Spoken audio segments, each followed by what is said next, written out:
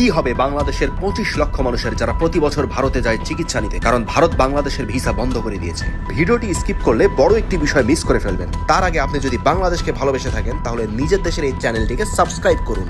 ধরুন আপনি রেগুলার একটি দোকান থেকে প্রয়োজনীয় জিনিসপত্র কিনে থাকেন। এখন হঠাৎ যদি সেই দোকানদার আপনার সাথে খারাপ ব্যবহার করে পণ্য না দেয়, তাহলে কি আপনি না খেয়ে মারা যাবেন, নাকি অন্য দোকানে গিয়ে কেনাকাটা করবেন? বিষয়টি খুবই সিম্পল। আর সেই দোকানদার যদি এভাবে তার কাস্টমারদের সাথে খারাপ ব্যবহার করতে থাকে, তাহলে ক্ষতিগ্রস্ত কে হবে? ক্ষতিগ্রস্ত হবে সে নিজেই, বন্ধ হবে তার ব্যবসা। 25 লক্ষ মানুষ ভারতে চিকিৎসার জন্য না গেলে সেখানকার হাসপাতালগুলোর কি হবে? কি হবে হাসপাতালের আশেপাশে গড়ে ওঠা ছোট বড় ব্যবসাগুলোর? মনে রাখবেন, ক্রেতা বিক্রেতার উপরে যতটা না নির্ভরশীল, বিক্রেতা ক্রেতার উপরে তার চেয়ে বেশি নির্ভরশীল। আর এটাই সুযোগ আমাদের বাংলাদেশের চিকিৎসা ব্যবস্থার দুর্নীতিগুলো দমন করে উন্নত চিকিৎসা সেবা চালু করার।